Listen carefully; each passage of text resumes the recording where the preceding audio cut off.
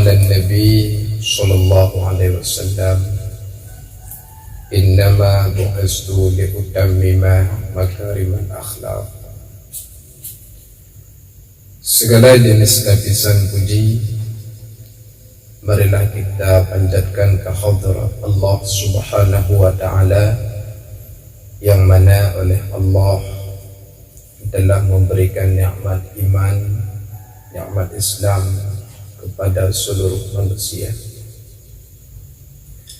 Salat dan salam kepada baginda Nabi besar Muhammad sallallahu alaihi wasallam, yang mana dengan berkat kelahiran dan kehadiran Rasulullah, akhlak manusia terpuji, manusia mengenal Allah, mengenal syariat dengan syariat yang sebenar-benarnya. Salat dan salam juga kepada keluarga dan sahabat beliau sekalian, para ulama-ulama mutaqaddimin dan mutaakhirin yang mu'tabar di sisi Allah Subhanahu wa ta'ala.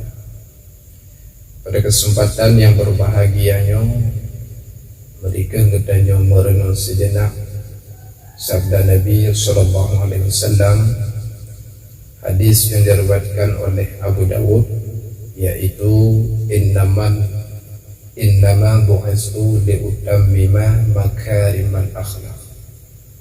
Hanya saja aku diutus untuk menyempurnakan akhlak manusia. Berbicara tentang akhlak, akhlak tersebut ada dua macam. Akhlak dasar kata bentuk jamak daripada akhlak. Akhlak terbagi dua. Yang pertama ada khalaq, yang kedua ada khuluq. Khalaq adalah perangai, tingkah laku yang di luar, sesuai dengan bentuk manusia penciptaan di alamnya berbeda-beda.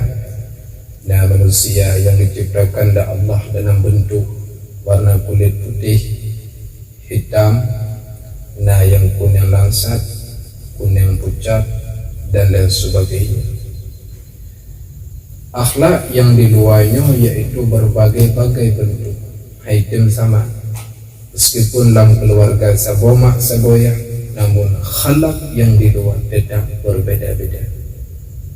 Kemudian khuluq adalah adalah, yaitu orang yang bersikap dengan keras dan tegas, itu khuluq.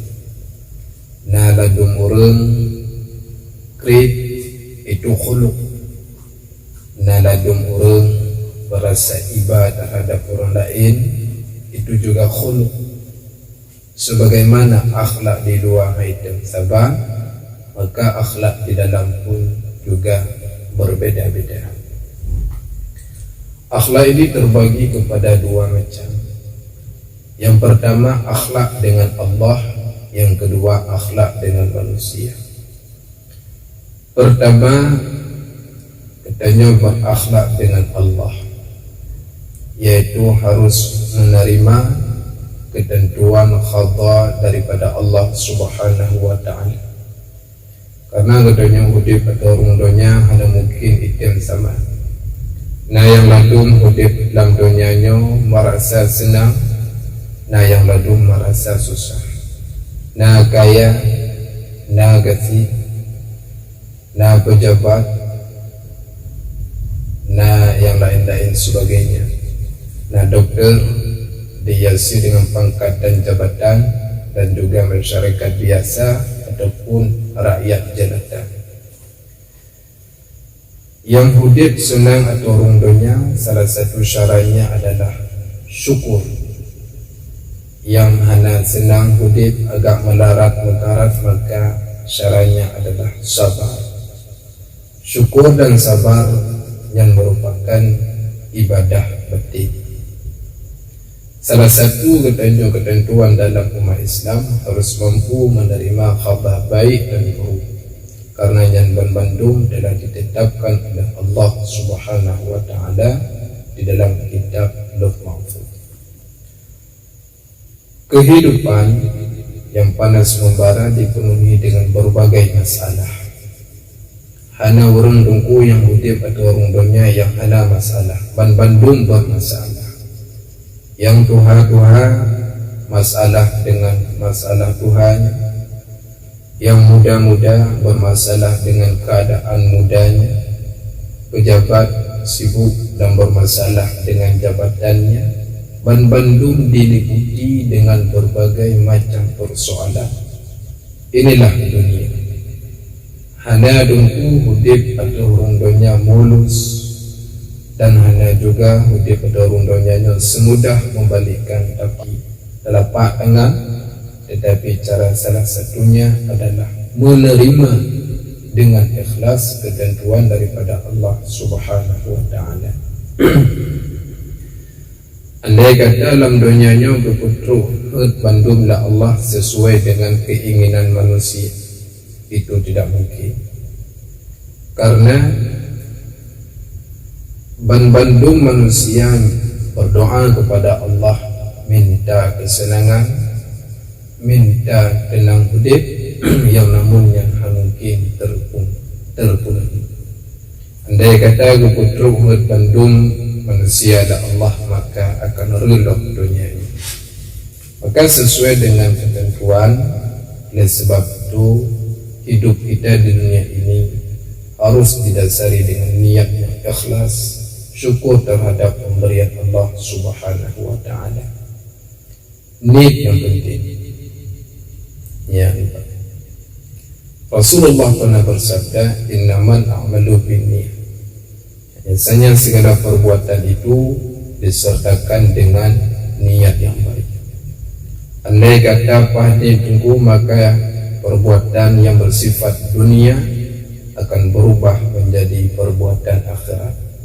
Andai kata salah ni, maka perbuatan akhirat akan berubah menjadi perbuatan dunia.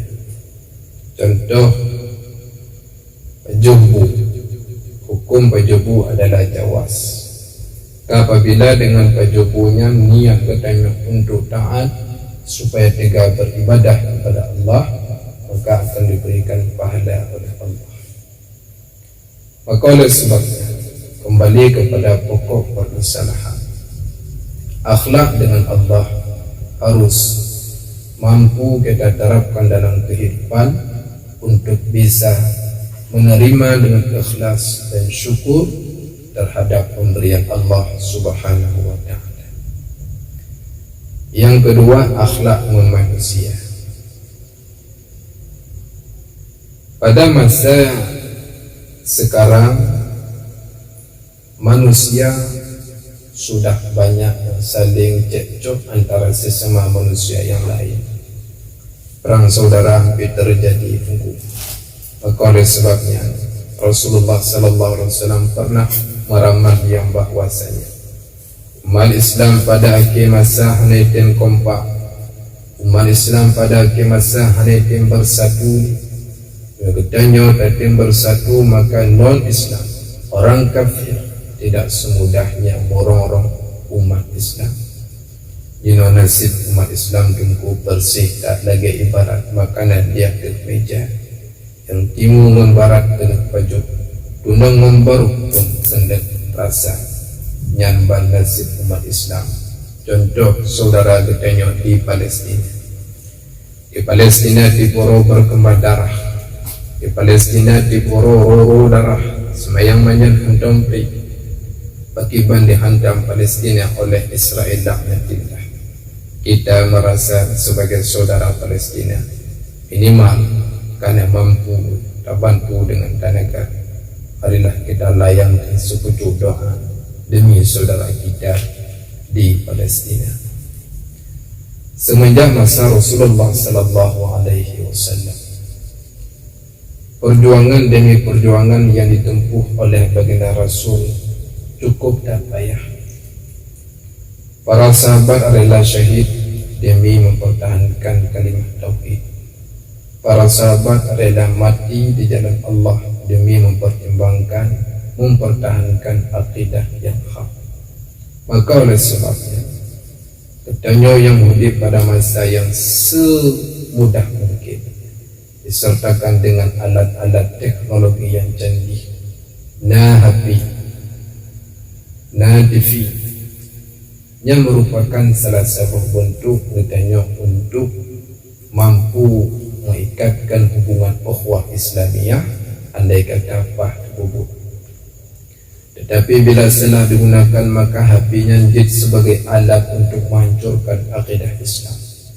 Andai kata salah dipergunakan, maka HP-nya bisa mengkotak-kotik otak-otak pemuda-pemudi remaja yang masa jino hidup di dalam dunia yang fana membarangi, dalam keadaan hana moho arah, hana moho punca. Jangankan berakhlak dengan Allah, berakhlak dengan manusia pun jino kapayah. Kalau realita kehidupan surorona, sebahagian orang yang kayak caci para ulama jino hanai buh yumli, abu-abu yang nada Aceh jino hanai buh yumli. Lei tengku orang yang upe-upe kepada para ulama, lei orang yang telah caci maci para ulama. Oleh sebabnya itu pertanda bertanya hanai berakhlak dengan Allah, apalagi berakhlak dengan manusia. Ada Rasulullah bersabda, man adza jarahu faqad adani, wa man adani faqad adallah. Barang siapa yang menyakiti tetangganya, barang siapa yang menyakiti jirannya, maka seolah-olah dia telah menyakitiku. Dan barang siapa yang menyakitiku, maka dia menyakiti Allah Subhanahu wa ta'ala. Sadarlah kita wahai manusia, apakah kita hidup di dunia ini kekal selama-lamanya atau berpindah ke tempat asal kita? Dan nyawa saat akan mati. Minimal kudip katanya atau rungdonya kon untuk bergaduh kekurangan, tapi minimal untuk mengurangi kekurangan. Dapat manusia hana yang lebih selain Nabi Allah Muhammad sallallahu alaihi wasallam. Dia itu merupakan insan kamil, insan yang sudah sempurna. Talum-lum kekurangan Nabi hana tademi. Tanya manusia lebih tagonyo kurang sagoja. Dan kadang pah hubungan dengan Allah kahana pah wan manusia. Kon le masyarakat kalon lagi yang ladungan Allah ge ngon manusia kahana pah semayang juga ibadah sunat nyampaikan ke bubuk, tetapi ngon manusia kadengki. Oleh sebabnya minimal dalam menjalani kehidupan dunia ini, akhlak kita memperbaguskan. Inilah salah satu tujuan tasawuf, untuk menanamkan pribadi yang leluhur di dalam batin kita, untuk berakhlak dengan Allah dan berakhlak dengan manusia. Mudah-mudahan ada manfaat. Terima kasih. Adanallahu iyyakum ajma'in. Assalamualaikum warahmatullahi wabarakatuh.